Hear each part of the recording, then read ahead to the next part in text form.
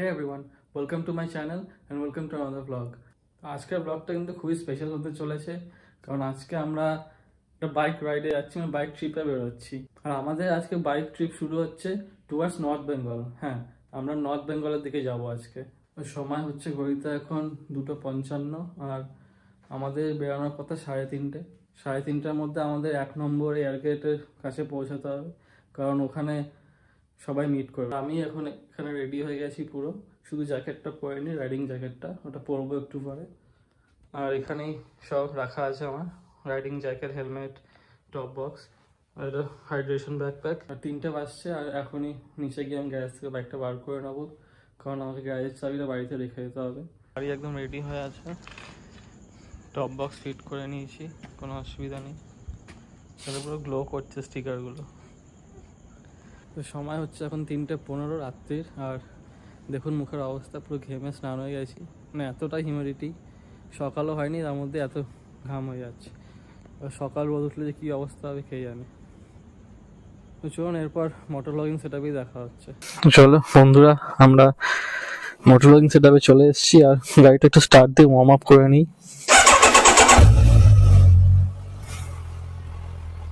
আসছি। ওপরে আমার দাদার ছেলে ছিল, ওকে বলে দিলাম ভাই। তো বিট্টুদা ফোন করেছিল, মানে একটা যে দাদা আমার সাথে যাবে, মানে আর একটা দাদা আছে, আরো দুজন আছে। তো তার মধ্যে বিট্টুদা আমার এলাকার মধ্যেই থাকে, তো ফোন করে বললো চলে আসছে বাড়ির কাছে। তো এখন বাড়ির কাছেই যাবো, কিন্তু তার আগে আমি যখন একটু লং রাইডে বেরোই, আমি আমাদের পাশে একটা অজয় মন্দির আছে, ওই মন্দিরে গিয়ে আমি একটু প্রে করে নিই, কারণ লং ডিস্টেন্স যাই। তো আমি এই যে মন্দিরের কাছে চলে এসেছি, সামনেই মন্দির, গেট বন্ধ থাকবে অবভিয়াসলি এই টাইমে, বাট একটু এসে আমি প্রে করে যাই যখন লং এ যাই। তো এই যে আমরা বিট্টুদা ভাই চলে এসেছি, আর বিট্টুদা এখানে সব রেডি করছে গাড়ি, পুরো স্যাডেল ব্যাগ নিয়ে রেডি হয়ে গেছে, জ্যাকেট ফ্যাকেট পরে। গাড়িটা ঘুরিয়ে নিচ্ছি।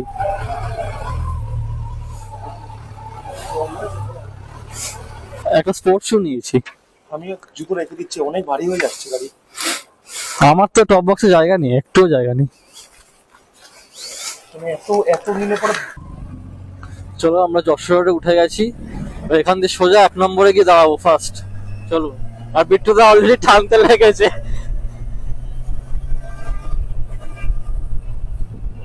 আমরা 1 নম্বর গুরুদ্বার পাশে চলে এসেছি, এখানেই আমরা দাঁড়াতে বলেছি। তো এখনো আসেনি, ওয়েট করতে হবে।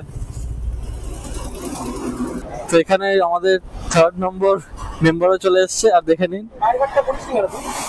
ওনার নাম। হ্যাঁ, এমনি পড়িনি।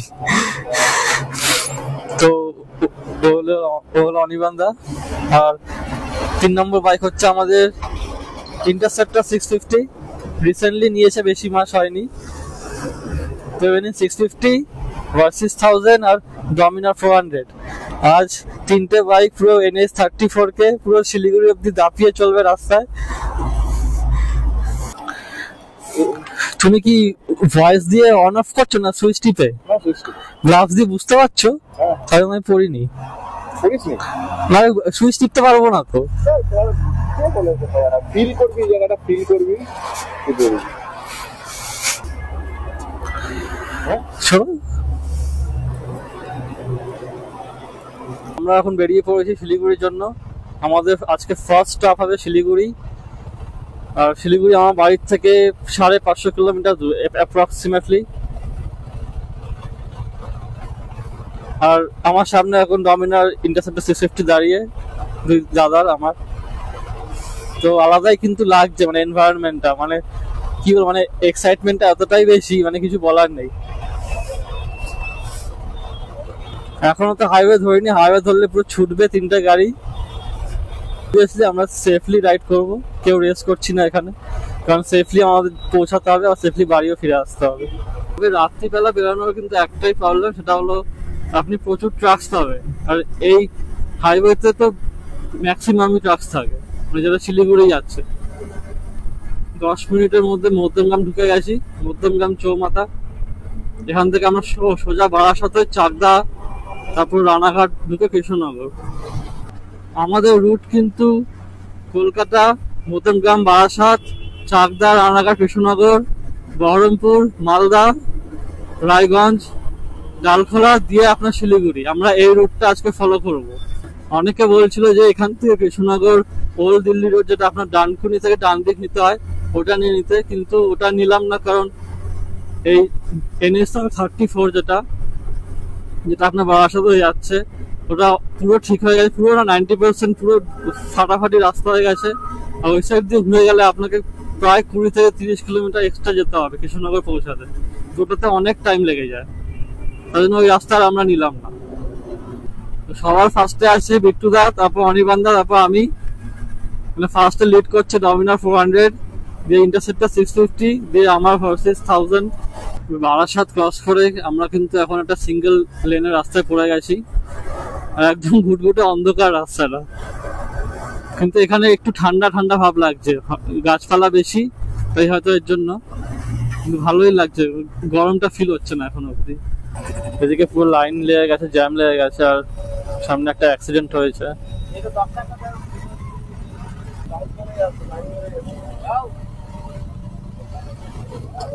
গাড়ি কিচ্ছু নেই,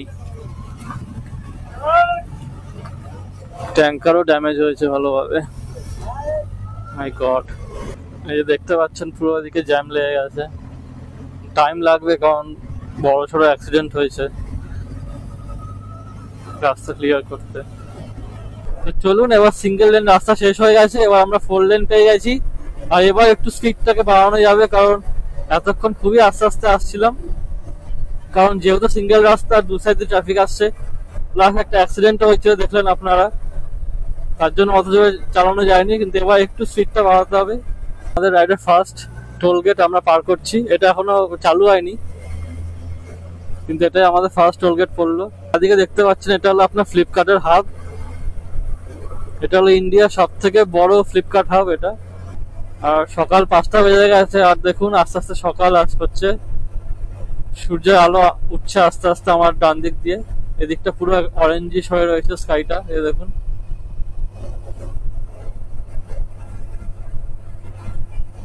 আস্তে আস্তে যত দিন বাড়বে, আস্তে আস্তে গরমও লাগতে শুরু করবে।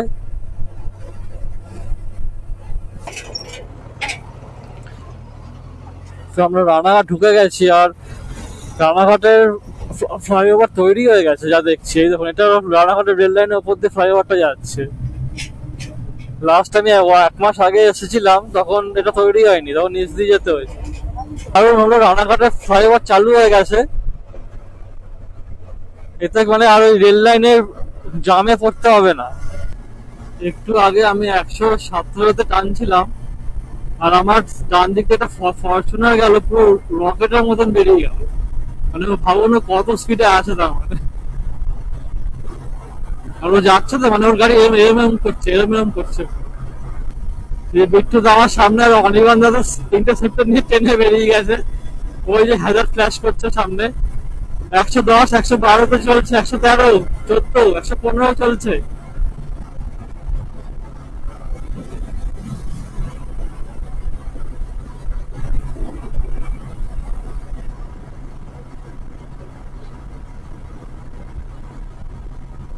চলুন একটু অনির্বাণদার কাছে যাওয়া যাক ট্রেনে।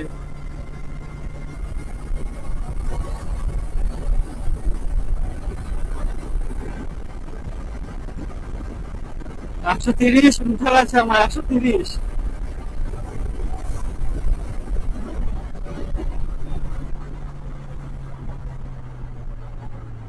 এবার স্লো করে দিতে হবে, গাড়ির সামনে চলে এসছে।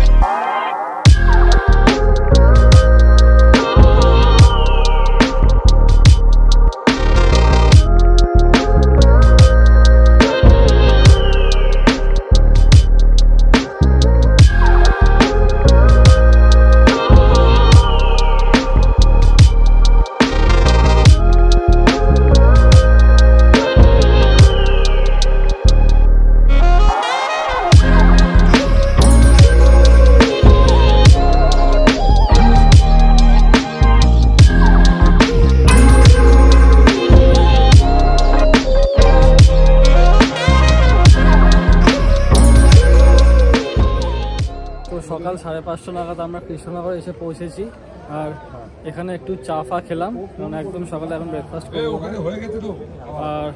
আর একটা আপডেট যে বিট্টুদা আমাদের সাথে যাচ্ছিলো, ওর শরীর খারাপ করছে, তাই ওখান থেকে রিটার্ন করে যাবে, বাড়ি চলে যাবে। আর আমি আর অনির্বাণদা শিলিগুড়ির দিকে এগিয়ে যাবো আস্তে আস্তে। সময় এখন 6:30 বাজছে। এখানে 1 ঘন্টা রেস্ট নিলাম, চা ফা খেলাম একটু। চলো, বিট্টুদা এখান থেকে কলকাতা ব্যাক করে যাবে, আর আমি আর অনির্বাণদা মানে ইন্টারসেপ্টর আছে, আমরা শিলিগুড়ির দিকে এগিয়ে যাবো এবার। এরপর নেক্সট স্টপ দেবো ভাবছি বহরমপুর বাইপাসে গিয়ে, তার আগে দাঁড়াবো না কোথাও। আসলাম।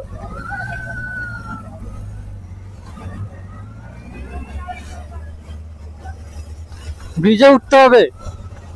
অনির্বাণদা ভুল করে ওইদিকে চলে যাচ্ছিল, বললাম ব্রিজে উঠতে, ওদিকে চলে গেছে।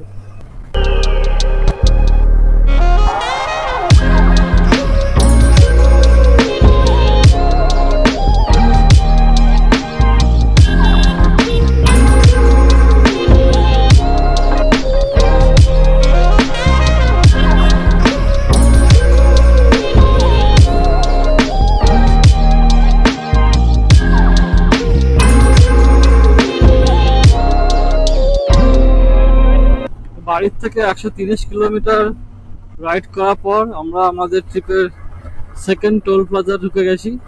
বেথুয়া ডাহুরি ক্রস করে তো টোল প্লাজা পড়েছে। আর টোল প্লাজাটার নাম যতদূর আমি জানি এটা হলো সালি বামনডাঙ্গার নাম। এই যে ব্রিজটা পার করছি আমরা এখন, এই ব্রিজটার নাম হলো পাগলা চন্ডী ব্রিজ। নিচে একটা নদী বয়ে আছে, কি নদী জানি না। আমরা পলাশি ঢুকে গেছি, পলাশি টাউন এটা। এই সামনে যে নীল রঙের একটা দেখছেন গেট মতন করা আছে, সাদা রঙের উপরে নীল বর্ডার, এটা হলো পলাশি ওয়ার মেমোরিয়ালে যাওয়ার দিকে রাস্তা। পলাশি যে যুদ্ধটা হয়েছিল সেটা এই রাস্তা দিয়ে গেলেই, কিছুটা গেলেই দেখতে পারবে। কি জ্যাম, পুরো 1 কিলোমিটারের বেশি হয়তো জ্যাম হবে এটা। কিন্তু এটা তাহলে রেল লাইনের জন্য না, কারণ রেল লাইন তো এতক্ষণ জ্যাম থাকবে না। তো আমরা প্রায় বহরমপুরের কাছে ঢুকে গেছি, আর আমরা বহরমপুর ক্রস করবো বহরমপুর বাইপাস হয়ে। আর এই সোজা যে বাঁদিকে রাস্তাটা চলে গেল, এটা আপনার বহরমপুরের গঙ্গার পাশ দিয়ে রাস্তাটা যাচ্ছে, আর একেবারে ব্রিজের সামনে গিয়ে ওঠে। কিন্তু আমরা ওদিকে যাব না, কারণ আমরা বাইপাস ধরে নেবো। এখন সামনে লেখা হয়েছে ডালখোলা 261, মালদা 135, বহরমপুর 7 কিলোমিটার। আপনার বহরমপুর বাইপাস এখান থেকে স্টার্ট হয়ে গেল। চলুন এবার দেখবেন বহরমপুর বাইপাসটা কেমন। মানে আমি আগে 2বার এসেছি, আমার তো দারুণ লেগেছে, মানে এত সুন্দর করে বাইপাসটা তৈরি করেছে।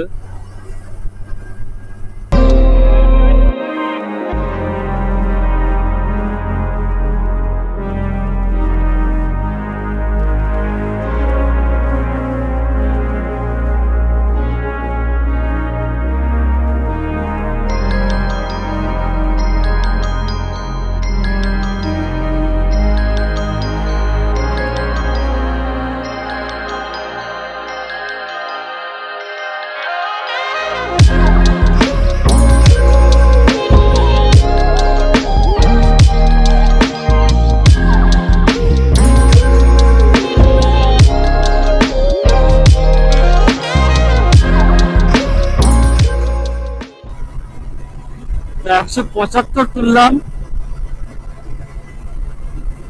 মানে কিচ্ছু মনে হলো না বহরমপুর এত সুন্দর ভাবে এটাকে কনস্ট্রাক্ট করা হয়েছে। আমরা আর একটা টোল প্লাজা চলে এসেছি, আর এটা আমাদের আজকে জার্নির 3 নম্বর টোল প্লাজা যেটা আমরা ক্রস করছি। এটা হলো বহরমপুর ফারাক্কা টোল প্লাজা। এটা হলো পলসন্ডা মোড় চলে এসেছি, আর এখানেই হলো ফেমাস আপনার পাপ্পু ধাবা, ওখানেই আমরা ব্রেকফাস্ট করবো। উমরপুর 34 কিলোমিটার। এই রাস্তা দিয়ে আমি প্রায় যাতায়াত করি, কারণ মুর্শিদাবাদ হলো আমার দেশের বাড়ি। মানে আমি থাকি না ওখানে, কিন্তু আমার সব রিলেটিভস আত্মীয়দের বাড়ি হলো মুর্শিদাবাদে।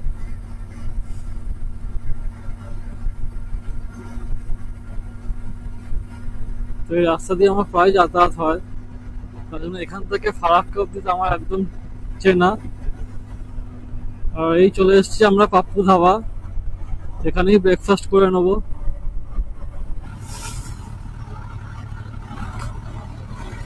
তো সামনেই উমরপুর পড়বে, আমার বড় মাসির বাড়ি ওখানে। তো ওখানে যাবো যখন, ওখানে একটা ভিডিও করতে হবে, কারণ আমার দাদার ছেলে বলে দিয়েছে যে উমরপুর ক্রস করার সময় উমরপুর ক্রসিংটা রেকর্ড করতে। এখন 8টা 8:30 বেজে গেছে, তো কিছু একটা খেতে হবে। এখানে আমাদের ব্রেকফাস্ট চলে এসেছে। আমি রুটি আর তরকা নিয়েছি, আর মনিবান্ধা আলু পরোটা নিয়েছে।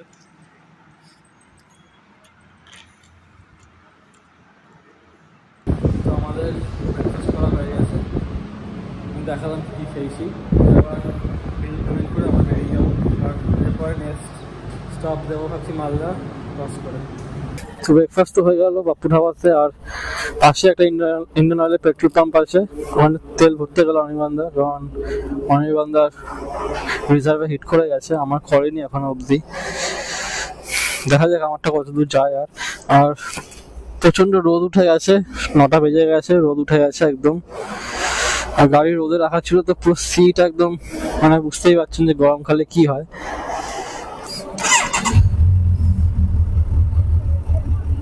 কত নিল না, অর্ধেক ছিল এখনো।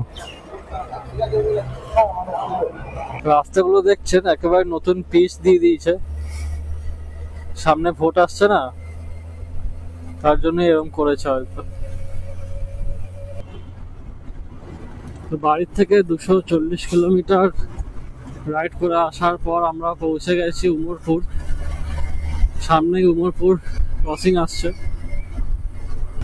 এই হলো উমরপুর ক্রসিং। আর এই বাঁদিকে চলে গেলে আপনার জঙ্গিপুর স্টেশন, আর সেখানেই আমার বড় মাসির বাড়ি। এই বাঁদিক দিয়ে যেতে হয়।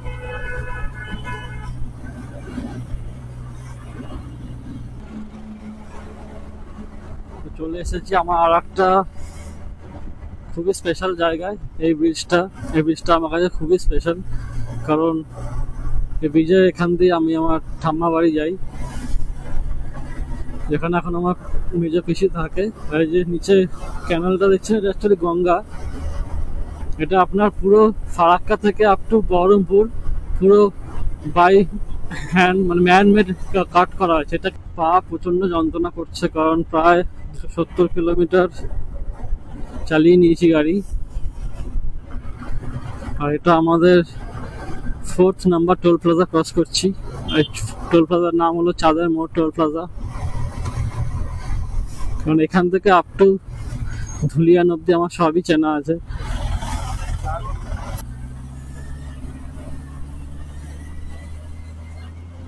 সকাল 10টা বাজে, আর 290 কিলোমিটার মতন আমরা চলে এসেছি কলকাতা থেকে।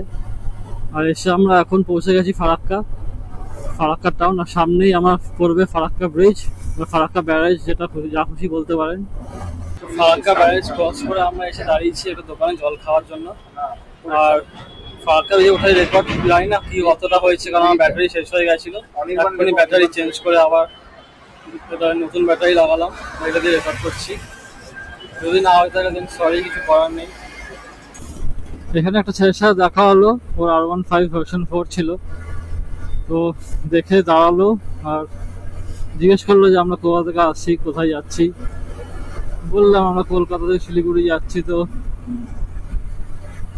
এটা খুবই ভালো ছিল, আমাদের সাথে সেলফি তুললো, আর আমার আর অনির্বাণ দা ইউটিউব চ্যানেলকে সাবস্ক্রাইবও করলো। তো চলুন, একটা সাবস্ক্রাইবার তো বেড়ে গেল। আপনারাও যারা নতুন দেখছেন প্লিজ সাবস্ক্রাইব করে নিন চ্যানেলকে। তো ফারাক্কা ক্রস করতে না করতেই আমরা আমাদের 5 নম্বর টোল প্লাজায় চলে এসেছি আজকের। এটা আমাদের আজকে 5 নম্বর টোল ক্রস করছি, ফারাক্কা রায়গঞ্জ টোল প্লাজা।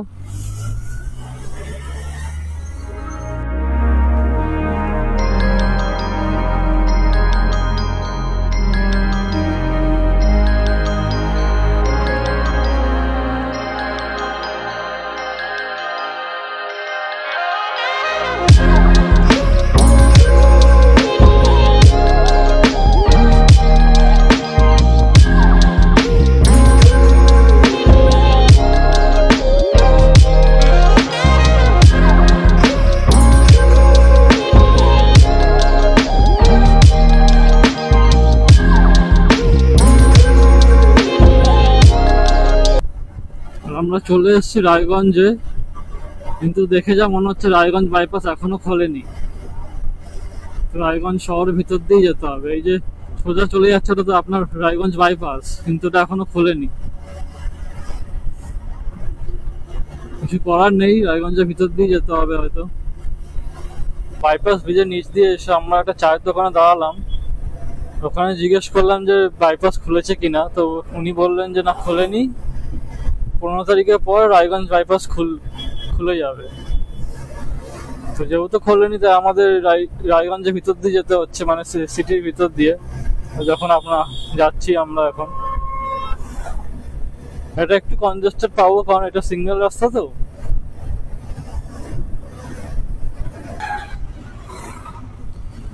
আমার তেল একদমই প্রায় শেষ হয়ে এসছে, তো আমার তেল ভরতেই হবে। পুরো ব্লিঙ্ক করতে লেগেছে। এখানেই ভরে নিই, একটাই পাম্প পেলাম। ফুল করো।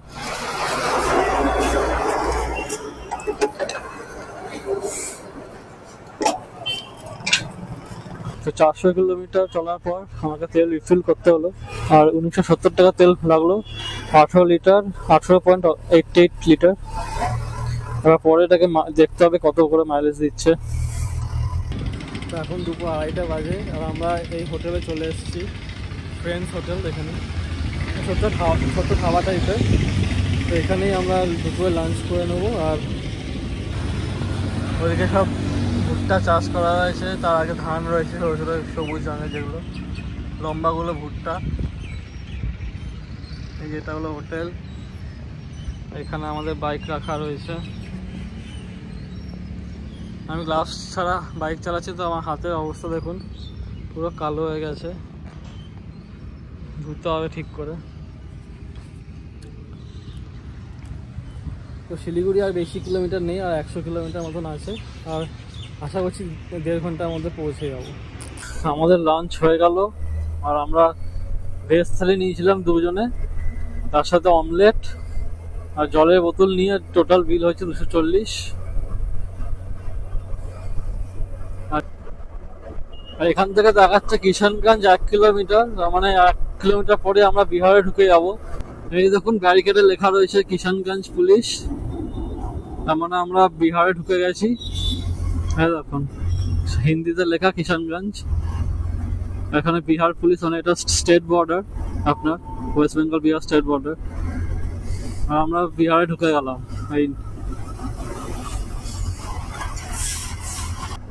এবার আমরা কিন্তু আস্তে আস্তে নর্থ বেঙ্গলের কাছে চলে এসেছি, নর্থ বেঙ্গল ঢুকে গেছি, কারণ চারিপাশে এখন চা বাগানে ভর্তি হয়ে গেছে আস্তে আস্তে। তো বোঝাই যাচ্ছে যে শিলিগুড়ি বা পাহাড় আর বেশি দূরে নেই। আর আমি শিলিগুড়ি বাই রোড তো অনেকবার এসেছি, কিন্তু যখনই শিলিগুড়ি কাছে চলে আসি আর এরকম টি গার্ডেন শুরু হয়ে যায়, তখনই মনে হয় যেন আমি ফার্স্ট টাইম দেখে যতটা এক্সাইটমেন্ট হয় একটা মানুষের, ততটাই ঠিক এখন এক্সাইটমেন্ট হচ্ছে।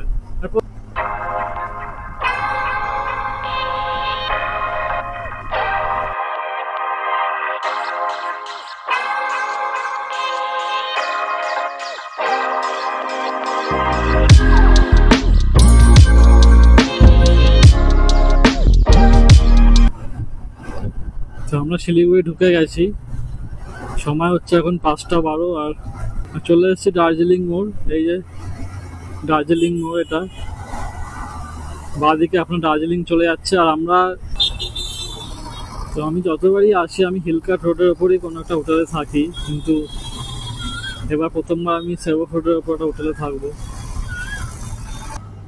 যে হিলকাট রোডে যাওয়ার জন্য এই যে বাঁদিকে চলে যাচ্ছে গাড়ি বাইকগুলো, এই বাঁদিকে গিয়ে ডান দিক নিতে হয়। আর আমরা যেহেতু সেবক রোডে যাবো, তো সেবক রোড সোজা যাচ্ছে, আর এই সোজাই আপনার গ্যাংটক ডুয়ার্স চলে যায়। আমরা আমার হোটেলের কাছে চলে এসেছি।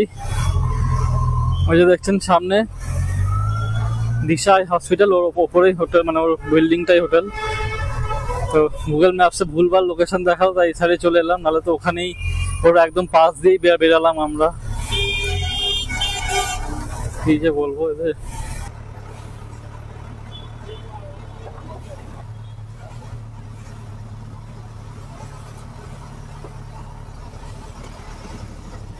তো বিকাল এখন 5:30 বাজে। আর আমরা কলকাতা থেকে বেরিয়েছিলাম ভোর 4টে, আর এখানে পৌঁছেছি 13.5 ঘন্টা রাইড করার পর 580 কিলোমিটার কভার করে আমরা পৌঁছেছি শিলিগুড়ি আজকে। আর প্রচণ্ড এক্সস্টেড আছি এখন, মানে যা এত গরম পড়ে গেছে, মানে কিছু বলার নেই। তো এটা আমাদের হোটেল, দেখে নিন, এটা হোটেল বিল্ডিং। তো এবার আমরা রুমে যাব, রুমে গিয়ে ফ্রেশ ট্রেশ হবো। চলুন একেবারে রুমে গিয়ে দেখা হবে। তো আমরা হোটেল রুমে ঢুকে গেছি আর ফ্রেশ ট্রেশ হয়ে নিয়েছি। আর আপনাদের রুমটাও দেখিয়ে দিই। এই দেখুন, আমি রুমে একটা কোনাতে, বেশ বড় রুম এটা, খুবই সুন্দর। এখানে ওয়ার্ড্রোব, তার পাশে বাথরুম, বেডরুম, বেড, এটা এসিও আছে। তো চলুন এই ভিডিওটা এত অবধি রাখবো আর শেষ করছি এই ভিডিওটাকে। তো যদি ভিডিওটি পছন্দ হয়ে থাকে তো অবশ্যই লাইক, শেয়ার অ্যান্ড সাবস্ক্রাইব করুন আমার চ্যানেলে। দেখা হচ্ছে আমার নেক্সট ব্লগে।